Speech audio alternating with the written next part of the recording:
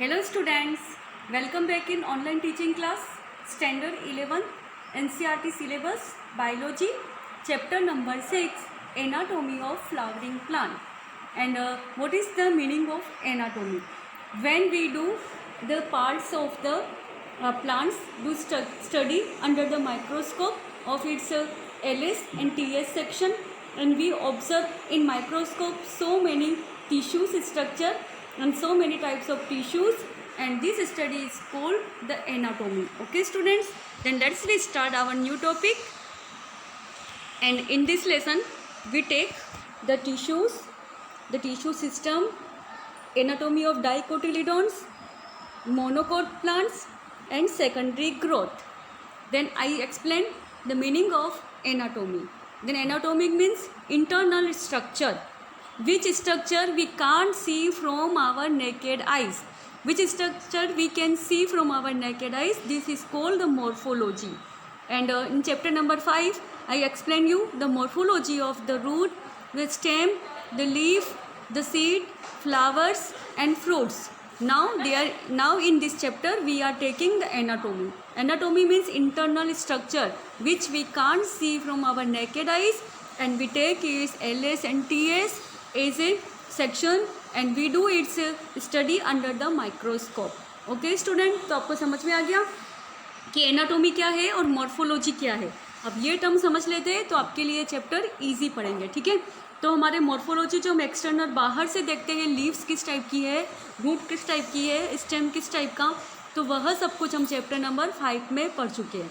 अब इनका एलएस जो होता है, जो हम लेबोरेटरी में प्रैक्टिकल करते हैं बायोलैब में, जिसके अंदर हम रूट और स्टेम का, इनके डिफरेंट स्पीसीज़ को लेकर के मोनोकोट और dicot root, monocot dicot stem की एलएस काट के उसका टीएस काट के उसकी स्टडी माइक्रोस्कोप में करते हैं, तो हमें बहुत सारे इंटरनल टिश्यूज़ देखने को मिलते हैं. तो यह प्लांट के स्ट्रक्चर जिनकी स्टडी अंडर माइक्रोस्कोप की जाती है वह कहलाती है एनाटोमी. ओके स्टूडेंट्स, जिस तरह से मॉर्फोलॉजिकल ऑर्गन्स थे वैसे ही यहाँ पर हम एनाटॉमिकल ऑर्गन्स भी प्लांट के सेम एज इट इज लेकर के माइक्रोस्कोप में उनकी स्टडी करेंगे, तो वहाँ पे हमको दिखते हैं मैनी टिश्यूज़. ठीक है, व्हाट इज़ टिश्यूज़? जैसे किसी एनिमल्स के तो ऑर्गन होते हैं कि लिम्स होती है, आइस होती है, नोज, लेकिन प्लांट के ऑर्गन ओनली क्या होते हैं? Leaf, root, stem. तो इसी तरह से अगर हम एनाटॉमी में देखेंगे तो उनके कोई ऑर्गन सिस्टम्स नहीं होते, सबके सब टिश्यूज़ ही होते हैं. और टिश्यूज़ ही मिलकर के ओरिजिनेट होकर के सेम काइंड के या डिफरेंट काइंड के फंक्शंस करते हैं. ठीक है, तो यहाँ पे टिश्यूज़ क्या होता है? Tissues is the group of cells for a particular functions. Okay, this is called tissues. समझ में आ गया? यहाँ पे टिश्यूज़ क्या होते हैं? सेल का एक ग्रुप होता है, जो बहुत सारी सेल्स होती है वह कंबाइंड हो जाती है, फिर सबकी सब सेल मिल करके एक पर्टिकुलर फंक्शंस करती है. हाँ, तो वह कहलाते हैं टिश्यूज़.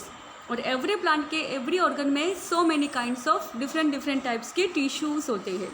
उसमें मेनली जो होते हैं हम उन्हें 2 में डिवाइडेड करते हैं, मेरिस्टेमेटिक एंड परमानेंट.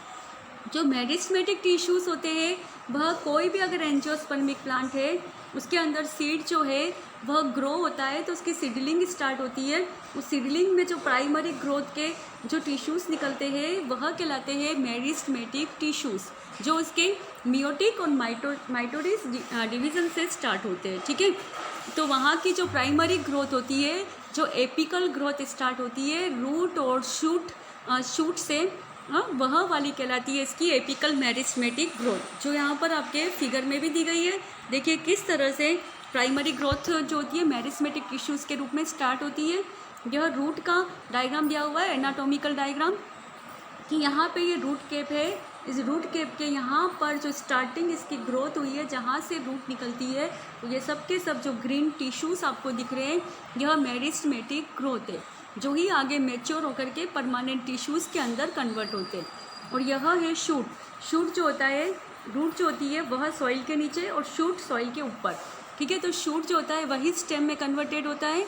तो इसकी प्राइमरी ग्रोथ स्टार्ट होती है शूट से, जिसके अंदर एक्सिलरी बड बनती है, फिर शूट एपिकल से मेरिस्टेमेटिक जोन बनता है और वहीं से लीफ पेरिमोडियम्स बनती है. इस तरह से रूट और शूट का एनाटॉमिकल स्ट्रक्चर अपने टिश्यूज़ का देखा, जो मेरिस्टेमेटिक टिश्यूज़ की प्राइमरी ग्रोथ से स्टार्ट होता है. ओके स्टूडेंट, तो अब इसको थियोरेटिकली देख लेते हैं. शूट एपिकल जो होती है वो मेरिस्टेमेटिक टिश्यूज़ जो होते हैं वह स्टेम का एक्सिस बनाते हैं और रूट के मिल करके रूट के आता है, और यह इलोंगेट होता है रूट के रूप में, तो ग्राउंड के नीचे और ग्राउंड के ऊपर आता है स्टेम के रूप में इरेक्ट होकर, जिससे ही लीव्स निकलती है। और वह प्राइमरी लीफ जो होती है वह लीफ एपिकल मेरिस्मेटिक टिश्यूज से निकलती है, और उसी से जो प्राइमरी बड बनती है वह कहलाती है एक्सिलरी बड। तो इस तरह से पूरे मेरिस्मेटिक टिश्यूज जो होते हैं, जो भी प्राइमरी ग्रोथ स्टार्टिंग की ग्रोथ करते हैं प्लांट के अंदर, वह सभी एक्सिलरी ग्रोथ मेरिस्मेटिक टिश्यूज़ के थ्रू होती है, चाहे वो रूट हो, स्टेम हो, लीफ हो या उसकी बड हो। ओके स्टूडेंट, तो इस तरह से मेरिस्मेटिक टिश्यूज़ जो होते हैं, इसीलिए हम इन्हें इंटरकैलरी मेरिस्मेटिक भी कहते हैं, क्योंकि इनकी ग्रोथ के ऊपर ही दूसरे टिश्यूज़ की ग्रोथ होगी तो ये अंदर की तरफ चले जाएंगे। इसी तरह से हम इन्हें इंटरकैलरी मेरिस्मेटिक और एज ए प्राइमरी मेरिस्मेटिक बोलते हैं, जिससे प्राइमरी ग्रोथ जो होती है किसी भी टिश्यूज़ की स्टार्ट होती है। जैसे रूट की ग्रोथ स्टार्ट हुई थी तो वह प्राइमरी रूट बनी थी, फिर जैसे यहाँ पे प्राइमरी रूट जो होती है फिर से डिवीज़न होकर सेकेंडरी रूट के अंदर आ जाती है, तो यह सेकेंडरी ग्रोथ कहलाती है और वह लेटरल मेरिस्मेटिक कहलाता है।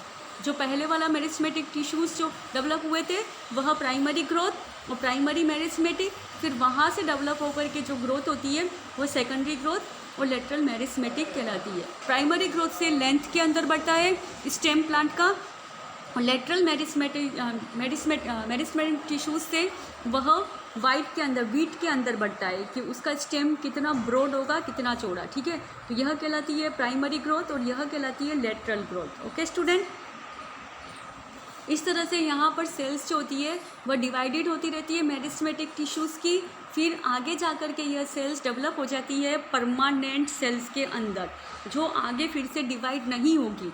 अगर उस प्लांट की जो एज हो गई है फिक्स एज, कि उस एज के आगे वह डिवाइड नहीं होगा, तो वह स्टार्टिंग की सेल जो होगी वह मेरिस्मेटिक टिश्यू की फिर कन्वर्ट होकर कॉम्प्लेक्स टिश्यूज़ या परमानेंट सेल्स के रूप में, परमानेंट टिश्यूज़ के रूप में डेवलप हो जाती है, जिसके आगे कोई भी सेल डिवीज़न नहीं होगा।